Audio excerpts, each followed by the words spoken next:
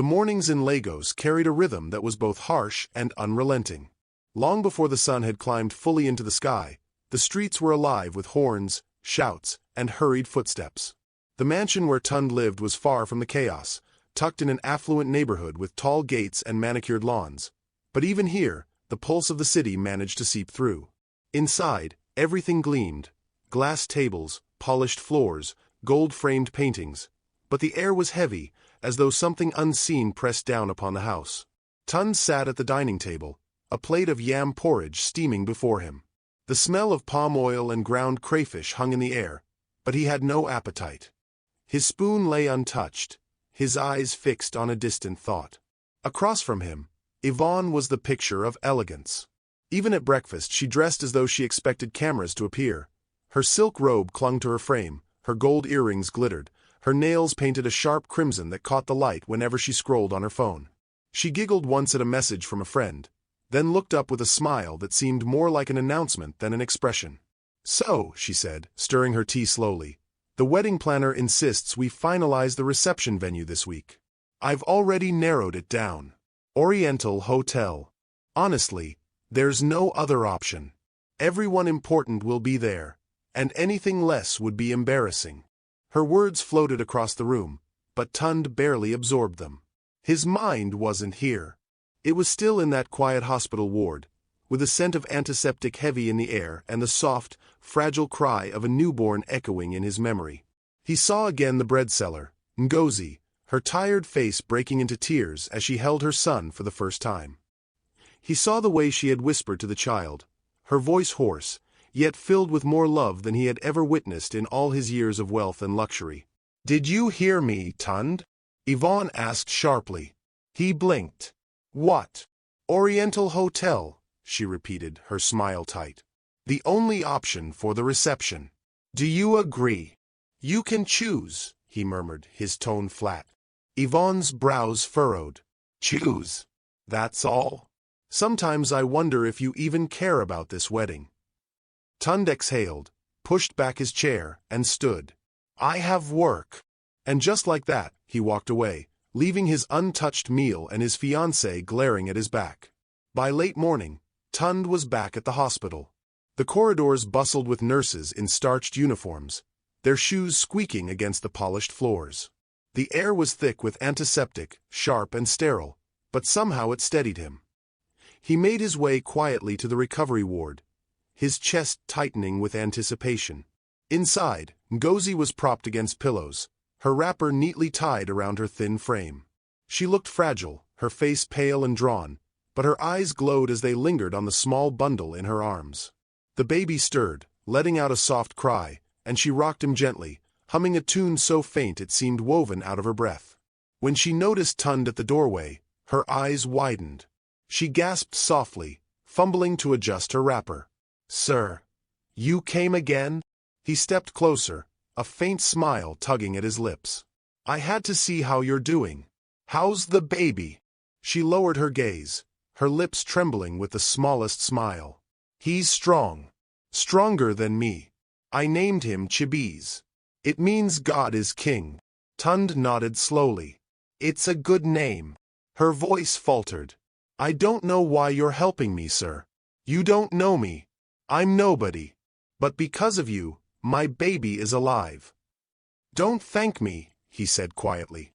"Just focus on recovering. That's all that matters now." The nurse entered with a clipboard, clearing her throat. "Sir, about the bills." "Everything is handled," Tund cut in firmly. "Every medicine, every test, food, clothes for the baby, whatever she needs. Put it on my account." Ngozi's head snapped up, her eyes wide. "No, sir, please. It's too much. I have nothing to give back." He raised a hand gently. "Don't think about repayment. Just rest." Tears spilled down her cheeks. She bowed her head, whispering a prayer under her breath, her lips trembling as she murmured words of gratitude. For a moment, Tund simply stood there, watching her rock the child. Something stirred in him, something unfamiliar and unsettling. The way she looked at her son, as though the child was the entire world, pierced through him like a blade. It was love in its rawest form, and he couldn't look away. Back at the mansion, Yvonne's eyes narrowed as she watched the distance grow between them. He was gone more often now, his explanations vague, his smiles rare. At dinner, he picked at his food. At night, he lay stiff beside her, his mind far away. One evening, as she zipped up her dress for an outing, she turned on him suddenly. "You've been distracted for weeks. Where do you go all the time?" "Work," he answered simply. "Work?" she scoffed, spinning to face him. "Since when does work make you look at me like I'm invisible? Since when does work make you silent at dinner? Don't think I haven't noticed." He met her gaze in the mirror, his expression calm but cold. "Not everything is about you, Yvonne." Her mouth fell open. "Excuse me." But he had already turned and left the room, leaving her seething in silence. At the hospital, Ngozi began to regain some strength. Sometimes she spoke in fragments about her past, about nights spent baking bread while her body begged for rest, about the prayers she whispered in the dark. "I used to ask God," she said once, "to let my child live even if it meant I did not." Her eyes glistened as she stroked her son's tiny hand. "Now he has answered me." Tund listened quietly, his throat tight. He wanted to say something, but the words never came. One afternoon, as Tund stepped out of the ward, he caught the hushed voices of two nurses just around the corner. They were giggling, their voices lowered, but not low enough to escape his ears. "Have you seen that man? The one who visits the bread cellar every day?" one whispered. "Yes, now. Tall, handsome, always well-dressed. He pays for everything like money is nothing. Do you think he's the father?" The other nurse snorted. "Father? Look at him, he's clearly from money. She's just a poor hawker. Still, the way he looks at her and there's something there." Their laughter echoed down the corridor. Tund stiffened but walked past without a word. He didn't want to give their gossip weight, but the sting of their words clung to him like sweat. At home, Yvonne's suspicion grew sharper. She began to move with the precision of a hunter. When Tund left his phone on the counter, she pounced, scrolling through his messages. Nothing. She cornered Kofi one evening, her voice sweet but firm. "Kofi, where exactly does your Oga go every day?" Kofi shifted uneasily. His loyalty to Tund ran deep, but Yvonne's gaze was piercing. "Madam, Oga day busy. Meetings here and there." Meetings. Her smile was tight. "At a hospital?" Kofi's eyes flickered in alarm before he masked it. "Madam, me I know no oh." Yvonne's jaw tightened. She was not fooled. The days dragged, and her anger simmered like oil on fire. She began watching Tund more closely, noting how he returned home with a faraway look in his eyes, how his smiles for her had dried up, how his silence had grown louder. Finally, unable to contain herself, she followed him. It was a Tuesday afternoon when she slipped into her sleek SUV, dark sunglasses shielding her eyes, and told her driver to keep a distance. Her heart pounded as she watched Tund's car navigate the streets. He drove with purpose, never glancing in his rear-view mirror. When he turned into the hospital gates, her breath caught in her throat. "A hospital?" she muttered, her nails digging into the leather of the seat. What could he possibly be doing there? She ordered the driver to park discreetly across the street. Minutes ticked by like hours. When Tund finally emerged, she leaned forward, her eyes narrowing.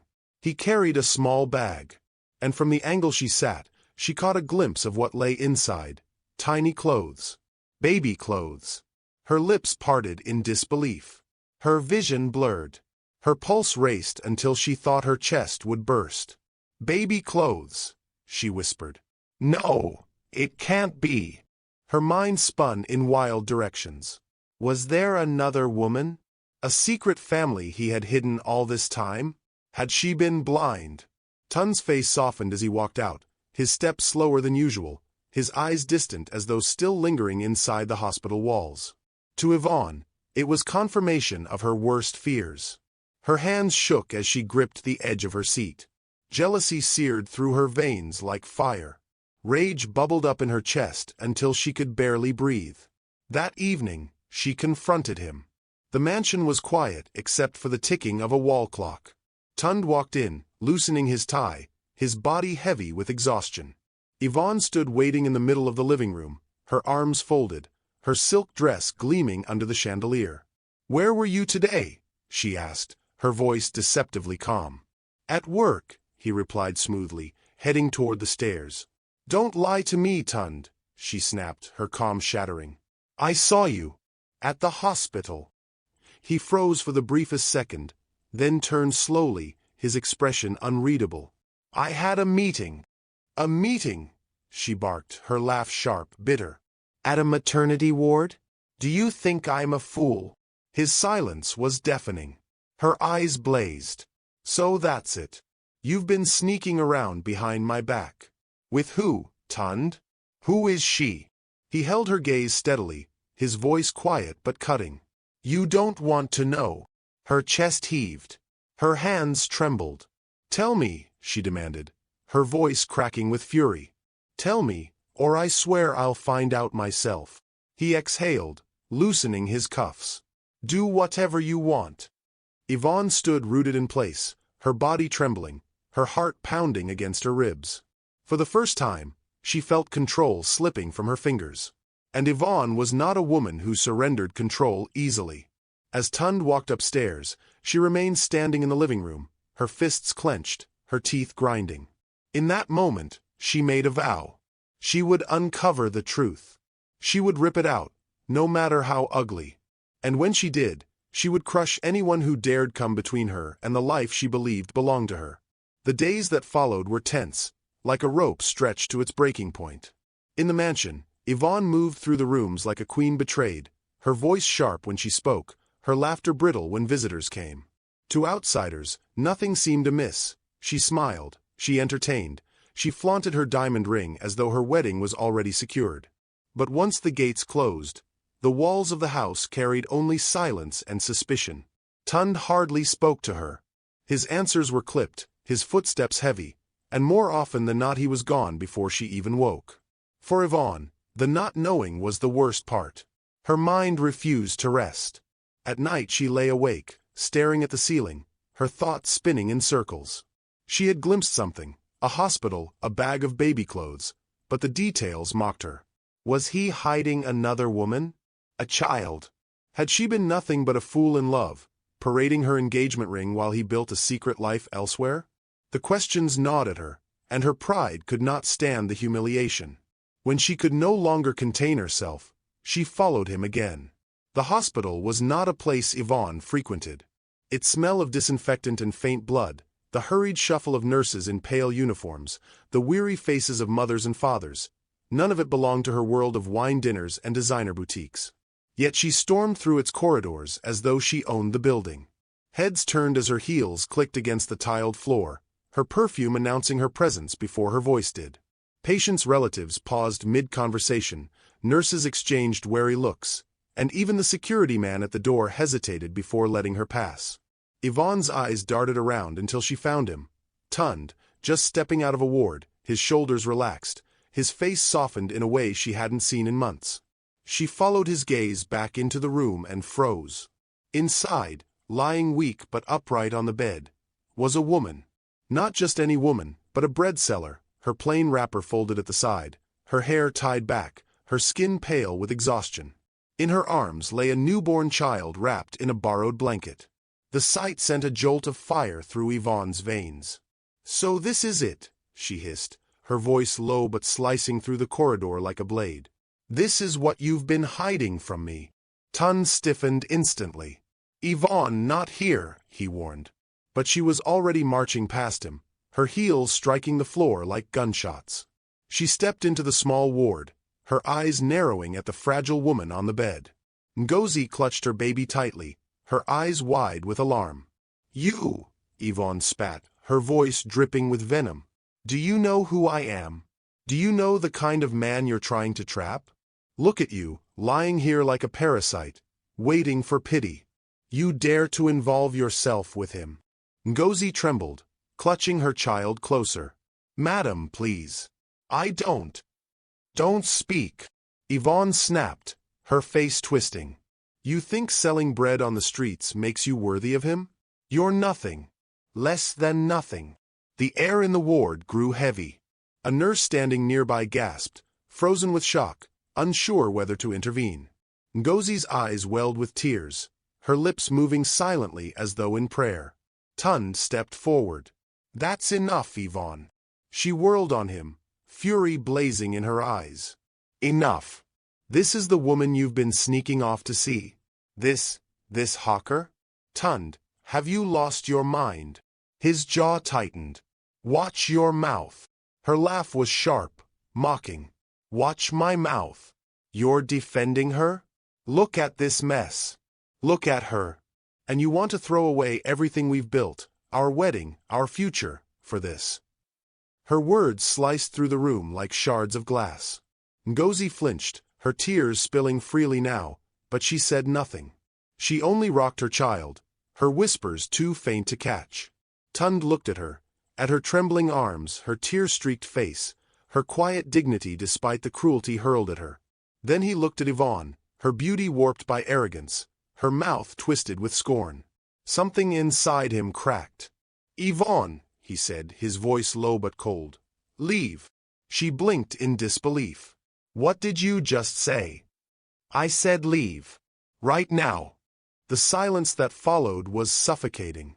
Nurses exchanged uneasy glances, unsure whether to stay or flee.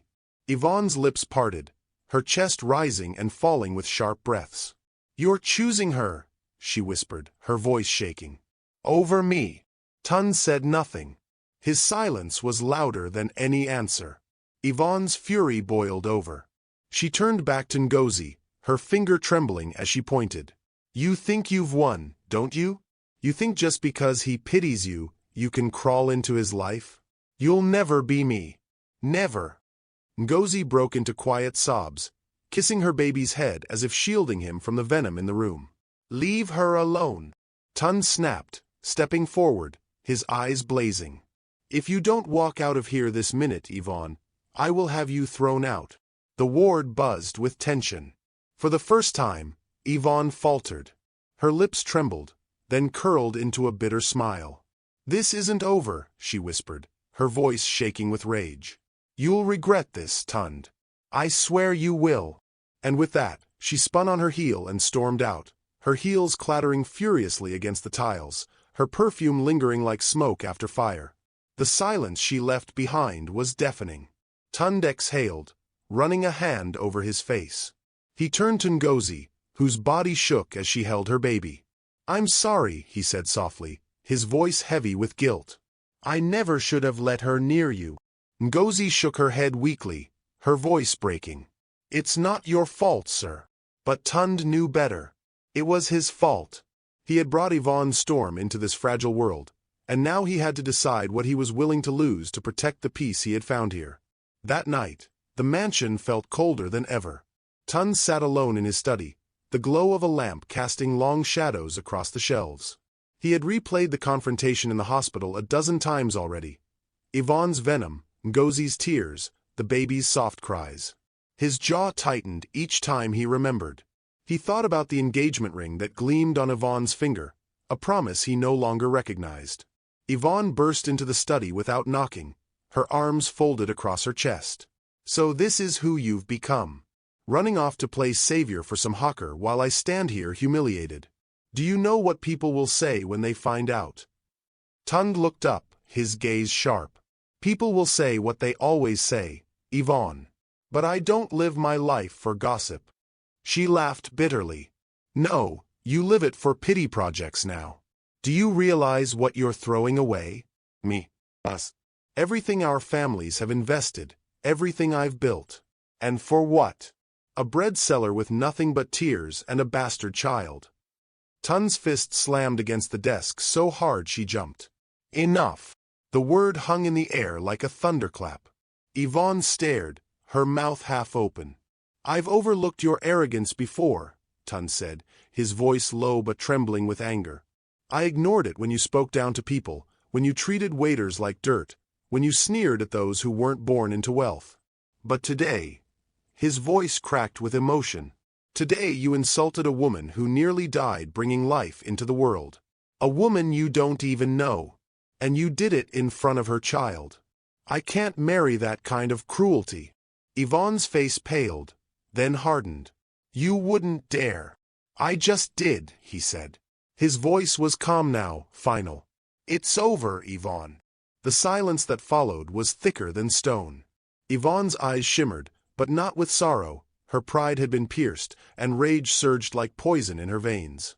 You'll regret this, she whispered. Her words trembled, but her tone carried venom.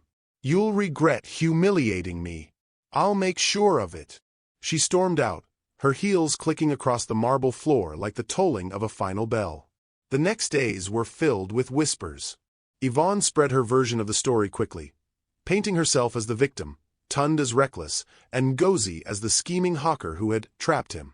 Friends called, relatives scolded, elders advised. But Tund did not waver. He stopped answering calls, stopped entertaining guests. For the first time in his life, he found peace not in wealth, but in the quiet ward of a hospital where a bread seller whispered lullabies to her son. Weeks passed. Ngozi recovered enough to leave the hospital, though she was nervous. Where will I go? She asked softly, her baby swaddled against her chest. Tund smiled faintly. You'll go home. But not the way you came. Not to struggle. I'll make sure of it. He arranged a small apartment for her in a safer part of town, stocked with food, clothes, and baby supplies. At first, she resisted, her pride rising. I can't accept this much, sir. People will talk. Let them talk, he said simply. You deserve better. When she was stronger, he visited her old spot where she once sold bread. The sun was hot, the streets alive with vendors crying out their wares. He stood there quietly, imagining her walking barefoot in the dust, balancing trays on her head, sweat dripping down her face. He clenched his fists. This will not be your son's life, he said to her days later. You'll bake bread still, but this time in your own shop. A real bakery. Ngozi stared at him as though he had spoken another language. My own shop. Yes, he said firmly. I'll invest in you. You have the skill. All you've lacked is opportunity. Her lips trembled, her eyes filling with tears. She bent her head, whispering prayers of thanks. It wasn't easy. The community whispered. Some accused Ngozi of bewitching Tund, of ruining his engagement. Families whispered about disgrace. But others admired the boldness, the compassion, the chance that a rich man had given to a poor woman. The gossip swirled like dust in the wind, but Tund no longer cared. He visited often, advising her, encouraging her. Slowly, the small shop took shape, a modest bakery with an oven, shelves, and the warm scent of fresh bread spilling into the street. One evening, as the first loaves baked golden brown, Ngozi cradled her son in the corner and whispered, Chibiz, your life will be different. You will not know hunger like I did. Tund watched from the doorway, something unexplainable stirring in his chest. He had not planned this path. But here, in the quiet of a bakery lit by a single bulb, he felt more at peace than he ever had in the glitter of the mansion. News traveled fast. People came to buy bread not only for the taste but for the story behind it. The bread seller who had been lifted from the dust, the man who had chosen compassion over pride. And though Yvonne tried to poison the tale with her bitterness, the truth shone brighter. Her rage could not erase the sight of Ngozi's resilience, her baby's laughter, or Tund's quiet loyalty. In time, the gossip faded, replaced by respect. Families who once mocked now whispered admiration. Children pointed to the bakery as though it were a miracle. And in a way, it was. For Tund, the greatest miracle was not the bread that filled bellies, but the reminder of what humanity could be when pride was stripped away and kindness stood tall. So if you're listening now, remember this. Arrogance crumbles, but compassion builds. Yvonne's wealth and pride could not save her from disgrace, but Ngozi's humility and courage raised her higher than she ever dreamed. And you, dear listener, you who have followed this tale to its end, don't just walk away unchanged. Subscribing takes just a moment, but it means the world to storytellers like us who bring these voices to life. It costs you nothing to subscribe, but it costs us everything when you don't. Help us keep telling stories that remind us of the power of kindness, of the strength of humility, and of the hope that tomorrow can always be better than today.